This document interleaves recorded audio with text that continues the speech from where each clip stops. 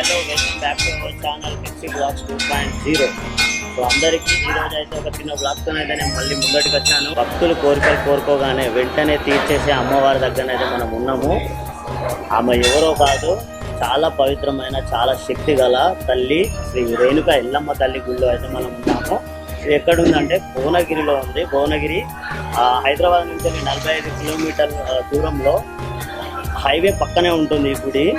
చాలా మంది భక్తులు ఇక్కడికి వేల సంఖ్యలో భక్తులు ఆదివారం రోజు మరియు మంగళవారం రోజు తల్లిని దర్శించుకోవడానికి వేలుగానైతే తల్లి వస్తారు హైదరాబాద్ నుంచి, ఇక్కడ చుట్టుపక్కల ప్రాంతం నుంచి. అలాగే ఎలాంటి వాహన పూజ ఉన్నా కానీ ఎల్లమ్మ తల్లి దగ్గర, రేణుక ఎల్లమ్మ తల్లి దగ్గర వాహన పూజ చేయించుకుంది. వాళ్ళైతే ఉండరు. కంపల్సరీగా ఎలాంటి నాలుగు చక్రాల వాహనమైనా, 2 చక్రాల బైక్ అయినా, ఏదైనా వెహికల్, పెద్ద వెహికల్ అయినా, లారీ, టిప్పర్ ఏదైనా కానీ రేణుక ఎల్లమ్మ దగ్గరికి రానిదే అది రోడ్డు పైనకి తిరగదు. అంత శక్తి అన్నట్టు తల్లిది. సో తల్లిని చూపించడానికే మేమైతే ఇక్కడికి వచ్చాము. సండే చూసాము, ట్యూస్డే కూడా చూస్తే చాలా అంటే చాలా క్రౌడ్గా ఉంది. సో మీకు చూపించాలని ఆశతోనైతే నేను ఈ వీడియో చేస్తున్నాను. మీరు కూడా ఎల్లమ్మ తల్లిని చూడగానే మనసారా మొక్కుకోండి, తల్లి మీ కోరికలను కూడా తీరుస్తుంది. అలాగే మా కూతురు మేమైతే తల్లిని దర్శించుకోవడానికి అయితే ఇప్పుడు వచ్చేసాము. మీకు కూడా గుడిని చుట్టూ చూపిస్తాను, చూడండి. మరి మనకి ఇక్కడ కనిపిస్తుంది కదా, గుడికి గోడల పైన మనకు ఇలాంటి పటాలు అయితే కనిపిస్తాయి, ఫొటోస్. సో దీంట్లో మనం ఒక్కొక్కటి చూసుకుంటే ఎక్స్ప్లెయిన్ చేసుకోవచ్చు ఈ గుడి యొక్క విశిష్టత ఏంటనేది. చూడండి, మీకు నేను చూపిస్తున్నాను. శ్రీ రేణుక ఎల్లమ్మ తల్లి గుడి నిర్మాణంలో తోటపూరి బాలకృష్ణ పూజారి, ఇక్కడ పూజారి అయితే ఎవరైతే ఉన్నారో అతని గుడి కట్టించడం అయితే జరిగింది. సో ఆలయ ధర్మకర్త అతనే పెద్దగా ఉండి ఈ గుడిని అయితే పట్టించుకోవడం జరిగింది. సో ఇప్పుడు వేలాది భక్తులకు కోరికలు తీర్చే తల్లిగా ఇక్కడ దర్శనం ఇస్తుంది. ఒకసారి వచ్చి మనం ఏదైనా కోరిక కోరుకుంటే మళ్ళీ నెక్స్ట్ సారి రావడానికి ఆ తల్లి వెంబడి ఆ కోరికని తీరుస్తుంది.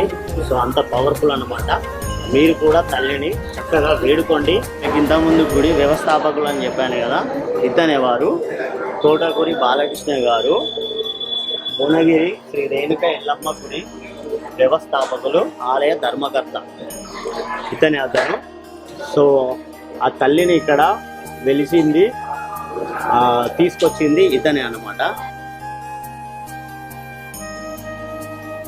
ఈ గుడి నిర్మాణం అప్పుడు సో వర్క్ చేసే వాళ్ళు మీకు కనిపిస్తున్నారు. శ్రీ రేణుక ఎల్లమ్మ తల్లి గుడి నిర్మాణంలో తోటకూరి బాలకృష్ణ మరియు ఆలయ ధర్మకర్త. సో ఇతను ఇక్కడ కనిపిస్తున్నాడు కదా, గుడి కట్టించేటప్పుడు, అది రేణుక ఎల్లమ్మ తల్లిని గుడి కట్టించేటప్పుడు ఈ ఫోటో అయితే తీయడం జరిగింది. తోటకూరి బాలకృష్ణ గారు అనేది బతికి ఉండడం జరిగింది. సో 2 సంవత్సరాల క్రితం అతను చనిపోవడం జరిగింది. కనిపిస్తున్నారు కదా తోటకూరి బాలకృష్ణ గారు.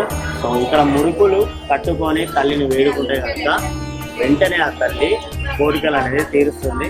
సో మీకు అక్కడ ముడుపులు అనేవి కనిపిస్తాయి, చూడండి.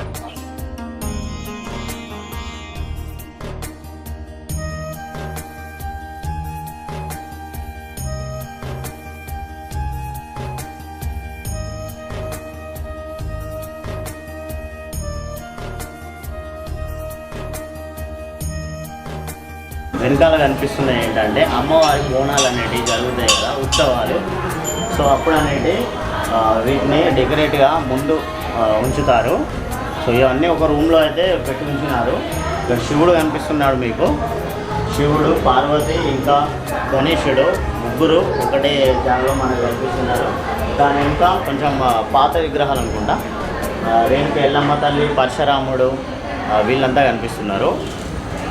శ్రీ శ్రీ భువనగిరి రేణుక ఎల్లమ్మ తల్లి భువనగిరి కిల్ల కింద బోరెడు విరాలు ఇచ్చుకుంటా అమ్మవారు నిలిచింది. ఇక్కడ భక్తులు జనం మంగళవారం, ఆదివారం భక్తులు ఎక్కువ పబ్లిక్ బోనాలు బియ్యాలు సమర్పిస్తారు. ఇక్కడ నిలిపింది మా తోటకూరి, మా పూజారి తోటకూరి బాలకృష్ణ గారు, మా తాతగారు. ఇక్కడ అమ్మవారు, మేము యాదవులం. మా తాత ఇక్కడ గొర్రెల కాపరి యాదవులు గొర్రెలు కాసుకుంటుంటే ఇక్కడ అమ్మవారు ఈ ప్రదేశంలో ఒక నాగుపాము రూపంలో ఆయనకు దర్శనం ఇచ్చింది. దర్శనం ఇక్కడనే గొర్రెల కాపరు కాల్చుకుంటూ ఇక్కడనే ఒక అమ్మవారు 3 రాళ్ళు పెట్టుకుంటూ నిలిచి ఇక్కడ అమ్మవారి దీపం పెట్టుకుంటూ చేసుకుంటే ఆ నాగపాము అమ్మవారిని అప్పుడప్పుడు దర్శనమిస్తుంటే ఆయన కూడా అమ్మవారు వచ్చి మంచిగా ఇక్కడనే గుడి కట్టి ఇక్కడ 30 సంవత్సరాల నుంచి అమ్మవారు నిలిచింది. ఇక్కడ ఎక్కువ ప్రత్యేకత అమ్మవారి బోనాలు, బియ్యం, యాట, ముడుపులు కూడా ప్రత్యేకత. ముడుపు కట్టి అమ్మవారి కోరుకున్న కోరిక తీస్తానని చాలా ప్రజల భక్తుల నమ్మకం. అందుకే ఎప్పుడు ఎల్లవేళ అమ్మవారు కోరికలు తీర్చే కొంగు బంగారం చేసే భువనగిరి ఎల్లమ్మ అని కూడా పేరు మనకు వెళ్ళింది. చాలా మంది పబ్లిక్ ఇక్కడ సిటీ కానీ ఇక్కడ ఎక్కడైనా చాలా పబ్లిక్ చాలా మంది అమ్మవారు కట్టి మంగళవారం చాలా బాగా వస్తారు. ఇక్కడ అమ్మవారి రూపం కూడా పసుపుతో అలంకరిస్తాం. మేము చాలా యాట తీసుకొస్తారు, మందు శాఖ, కళ్ళు శాఖ. ఇక్కడ అమ్మవారికి వండిన అన్నం కూడా తీసుకొచ్చి పెట్టిస్తే మేము అమ్మవారు మా చేతి మీద తీసుకొని వాళ్ళకు బరకతన్నం ఇక్కడ అమ్మవారికి కొంచెం పెట్టి అక్కడ వాళ్ళకు కూడా బరకతిస్తాం. ఇక్కడ మెయిన్ అమ్మవారికి యాట చూపించి ఆమెకు యాట, మందు శాఖ, కళ్ళు శాఖ వస్తేనే ఆమెకు తృప్తి అనిపిస్తుంది. ఆమె యాపాకులు, అమ్మవారి పసుపు, నిమ్మకాయలు అలంకరణమైన వెళ్ళ ఎప్పుడు మంగళవారం, ఆదివారం ఎప్పుడు అమ్మవారికి అలంకరించుకుంటూ ఆమె సన్నిధిలో మేము భక్తున్నామని. ఇక్కడ చాలామంది కూడా సబ్బండ కులాలు కూడా ఇక్కడ పనిచేస్తాయి. ఒక 100 కుటుంబాల దాకా మంగళోళ్ళు కానీ, కుమ్మరోళ్ళు కానీ, సాకలోళ్ళు కానీ అందరూ సబ్బండ కులాలు అందరూ ఇక్కడ చాలామంది బతుకుతారు అమ్మవారి దీవులతో. పూజారి గారు చెప్పినట్టుగా మనకు చెట్టు ఇదే, రాగి చెట్టు ఇంకా వేప చెట్టు రెండైతే కలిసి ఉంటాయి ఇందులో. ఈ చెట్టు ఇక్కడ కనిపిస్తుంది కదా, ముందుగా ఎల్లమ్మ తల్లి ఈ చెట్టు కిందనే ప్రతిష్ఠించడం జరిగింది. పూజారి గారు వెళ్తున్నారో సో రానుగా ఇలా గుడి కట్టించడం అయితే జరిగింది. దానికి పరశురాముడు కావలిగా ఉంటాడని చెప్పాను కదా, ముందు ఇక్కడ మీద కనిపిస్తుంది కదా, ఎగ్జాక్ట్గా తల్లి తలపైనే ఉన్నాడు. రాత్రింబవళ్ళు తల్లిని రక్షిస్తూ ఉంటాడు కాపలగా ఉండి. చెట్టుకు మొత్తం ముడుపులే కనిపిస్తున్నాయి, మీరు చూడండి.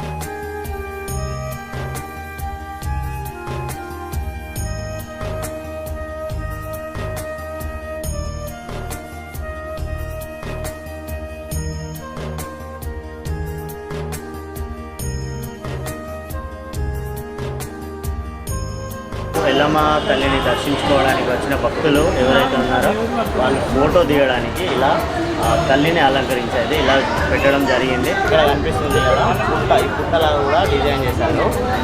పుట్ట దగ్గర నిలబడి ఫోటో తీసుకుంటారు భక్తులు. ఎల్లమ్మ తల్లిని దర్శించుకున్న తర్వాత నేరుగా వచ్చి ఈ పుట్ట ముందు నిలబడి ఆ తల్లి ఇంకా ఈ పుట్ట రెండు వచ్చేలాగా ఫోటోలో చూడడానికి ఇలా డిజైన్ చేసుకున్నారు. అమ్మవారికి సమర్పించుకోవడానికి గాజులు ఇంకా నూనె ఇవన్నీ ముడుపులు కూడా ఇక్కడ మనకు దొరుకుతాయి. వెంటనే మనకు ఆ తల్లిని దర్శించుకొని అమ్మవారికి మొక్కుకొని ఈ ముడుపులు సమర్పించుకుంటారు.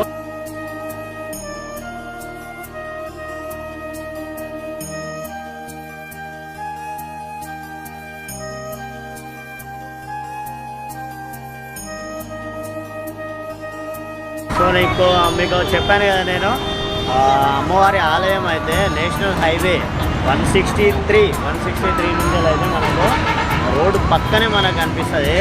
దీని నుంచి వెళ్ళి ఒక 2-3 కిలోమీటర్స్ 2.5 కిలోమీటర్స్ డిస్టెన్స్లో మనకి స్వర్ణగిరి టెంపుల్ అయితే కనిపిస్తుంది. మీకు అక్కడ కనిపిస్తుంది కదా, అది స్వర్ణగిరి టెంపుల్. అది కొత్తగా కట్టారు.